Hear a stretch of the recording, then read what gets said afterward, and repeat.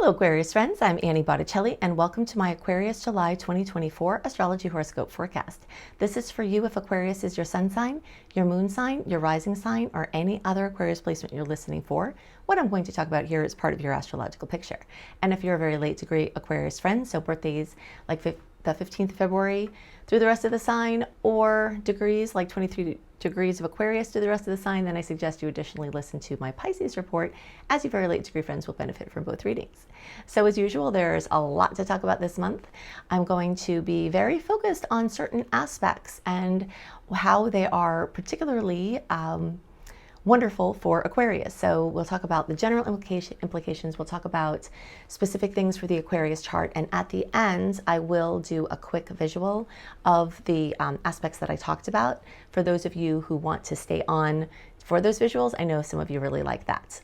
Okay, but we do have some other things to mention first to help you get a picture of the flavor of the energetics of the month and give you a nice solid view so that you can be ready. First important thing to know is we finally have more sweet aspects compared to what I call the salty ones, which is the conflictive ones. We do have road bumps along the way. We've got some oppositions with Pluto that can bring ego, and power struggles, and just sort of control issues, just dancing across. But we still do have more awesome aspects, and we are going to talk about quite a few of those.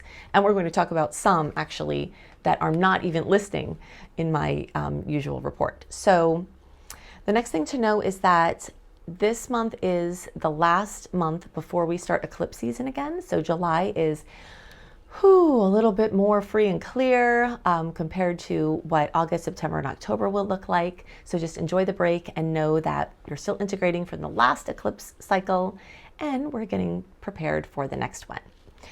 Next thing is that this is a hybrid month until July 17th. We're still in that beautiful open window where the stars, personal planets, are moving forward, and it makes things much easier in the first half of the month to plan big things, for scheduling, to get clear information, to make big plans, to lock in important steps. And then once it's around July 17th, for a while, well into September, we're going to have retrograde energies, inward and backward. And they're not bad, they just change things. So the first half of the month, you are on the shore, getting your boats afloat, getting everything out while the tides are going out. And the second half of the month, you're sitting on the shore and just waiting to see what comes in and addressing the things that come in rather than trying to conjure. Okay, so let's talk about, all right, let's just talk about, let's hit the new moon and the full moon first so that you have those dates. And then we'll go into these other aspects that I'm excited about, which will explain the title, The Star Goddess Party. Okay, so we're going to get into some things that I don't usually discuss. First thing to know, July 5th, we've got a 14-degree Cancer new moon. So it'll be time to make your wishes, set your intentions for your new family situation, your home situation, healing, your inner world, anything having to do with housing or real estate. You can set your intentions and wish in the days around the 5th and have extra power behind them. Specifically for Aquarius, that new moon will light up your 6th house of health. So you can, and we do have a lot of activity in that house this month, including some really sweet aspects. So you could have, extra health blessings. You could have information that comes in along the lines of health, or you can gear your wishes towards your health. Also, this can have something to do with pets or animals, and you can align your wishes there. Okay, so the next thing is on July 21st, it's actually a blue full moon, and I will do extra reports on that when it's time, but that's at 29 degrees of Capricorn. That's the second full moon in a row, making it the blue full moon. So fullness, completion, fruition, drama, coming to work, employment, job, father figures, authority figures, things like that. Now, specifically for Aquarius friends, that fullness, completion, fruition, drama is in your space of your unconscious mind. So that could bring you some great fear or something that comes up that you have to push through. It can make you confront an addiction that may be a problem. Even something as simple as, device addiction, just something that has been making you crazy. Or it could be something coming to light, like an important piece of information, something that you figure out, something that connects the dots and elucidates a situation that you've had. So it's a really good time for intuitive insights that day around the 21st. Okay, so now let's talk about the Star Goddess party. The first thing I want to talk about is Vesta, Star Goddess Vesta. And again, if you want to see the visuals on this, I will do this, later at the end, so that those of you who don't want to see the visuals, you can sign off and then the rest of you can watch. But Vesta, the Star Goddess, also known as Hestia, she rules home and your sacred flame, the things that make you light up with joy and feel like you're on track in your life. So she's going to be transiting through your 7th house in a complementary configuration with fire and air. Okay, so this can add passion flames to your purpose. This can help you get sorted out on what it is you're supposed to be doing or want to be doing, or have some hints or seeds be left for you along the way. You can also meet somebody, or somebody that kind of coax out of you something that is really brilliant, something that is really creative. This is happening in your 7th house, so there's going to be the influence of somebody else. Either you helping somebody else, or you helping other people, or a specific person coming in and being an influence, being a Vesta influence. So something can get sparked here. Now, this possibly could come in the form of an argument or a stress, but the outcome of it could definitely be inspiration, and you may not have to go through the stress to get the inspiration. Okay, so that's our first Star Goddess party member. The next Star Goddess party member is Eris. Okay, so Eris is transiting in a very long-term way through Aries, which is your 3rd house, and that is in a complementary angle for you. Anything that goes on in fire, which is what I'm focusing on now, feeds air. Air and fire feed each other. So these are nice aspects with planets that we don't generally discuss. So this could be, Eris is known for, she really has a bad rap. She is, a newly discovered dwarf planet, which means that the consciousness that she brings is something that's very current to this era, something that has been under the surface and is now out.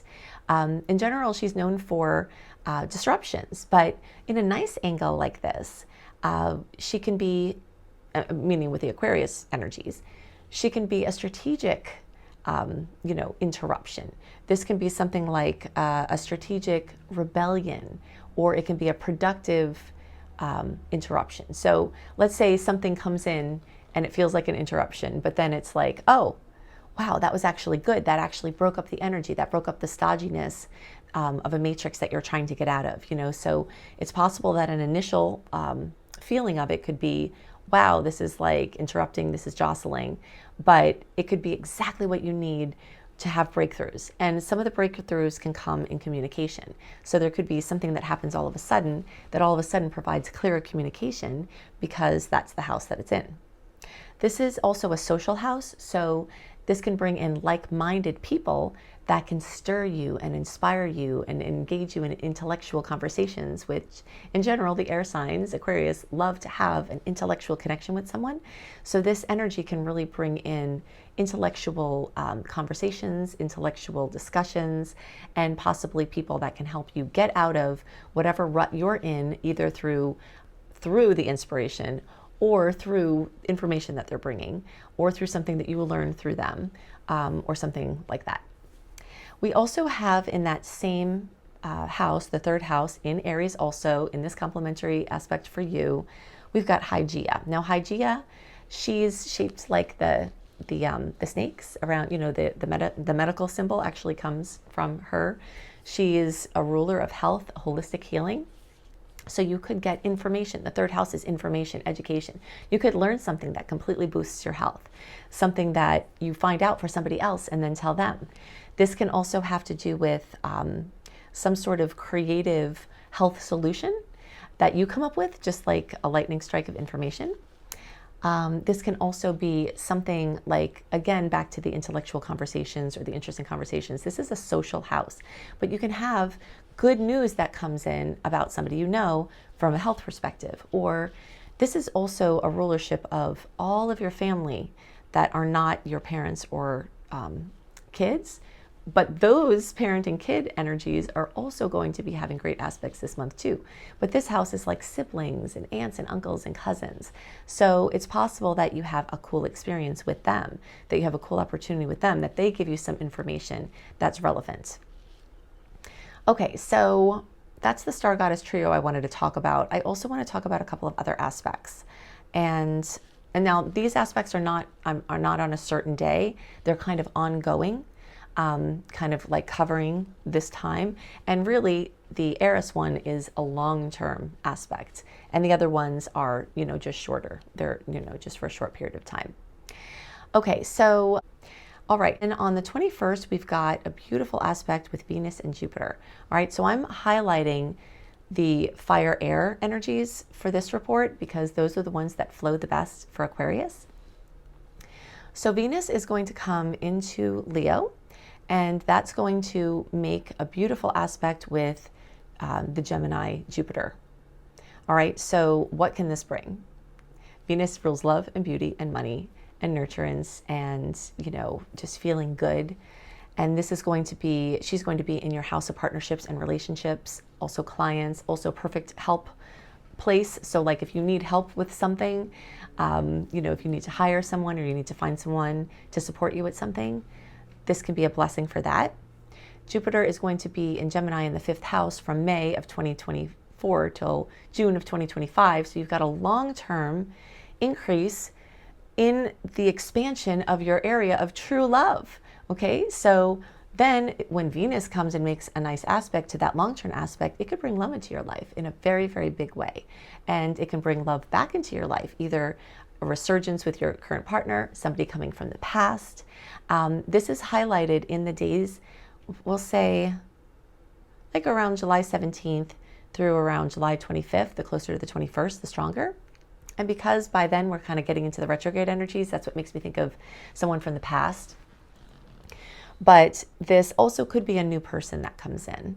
And even though this is a short-term boost, that long-term, year worth of expansion to your love life, to your romance. If you want to have children, this is amazing. If you don't want to have children, this is amazing for having children. So we'll just put it that way. It increases your fertility. All right. For a year, actually. And for the days around those days, they're extra boosted. So this aspect can also just bring you to a point where you're just having a massive amount of fun. You're doing something cool with kids. You're doing bucket list stuff. You're creating something that expresses your authenticity with beautiful self-expression that's being appreciated by other people. So, that's a really yummy one. Okay, so I'm going to pop on and I'm going to show you the visuals on this. If you're signing off, definitely go to anniehelpsyou.com, put your name and email address in there. If you want more dates, because we do have, those ego, power struggle dates with those Pluto oppositions. We've got all of these water aspects this month. So I outline them in my July 2024 report. Okay, so go to anniehelpsyou.com, put your name and email address in there. When you get the welcome letter, click on the archive link and search for July 2024 astrology. And you'll find my write-up of the rest of the aspects that are happening this month. And if you're staying on to see the visuals, then I'll see you in a second. Okay, so I'm just going to give you the visuals of the things that we talked about. This triad here, Chiron, Eris, and Hygeia, are all in Aries, which are complementary energies for Aquarius. All right, then we've got Mercury is going to go into Leo and then come into a nice configuration with Chiron. Again, all of this is highlighting this 3rd house, which we talked about extensively. Then we've got Venus. It's going to come into configuration with Jupiter. Venus will move from Cancer over into Leo and then come into an early degree configuration with Jupiter. The Cancer new moon will be here in the 6th house, as we talked about, plus all those nice aspects that are going to happen there, which I'm not getting into, but you can be more info on how to find out about that after. Then that full moon in Cap, that's Ceres, but that's going to happen here in the 12th house. All right, if you want to get more info on the other aspects this month, go to anniehelpsyou.com, put your name and email address in, click on receive. Go to the welcome letter in your inbox, which sometimes goes to spam, and then look for the archive link. It will be there. In there, search for July 2024 astrology, and you will get my whole write-up with all the aspects that I think are most important and other things to know about the month and other goodies. If you want to learn astrology, I'm your girl. You resonate with how I teach, you can start with my basics course, or you can dive right into my crazy comprehensive Become a Professional Astrologer Mastery Certification course, up level there. I hope you have a wonderful month, and I'll see you next month. Bye.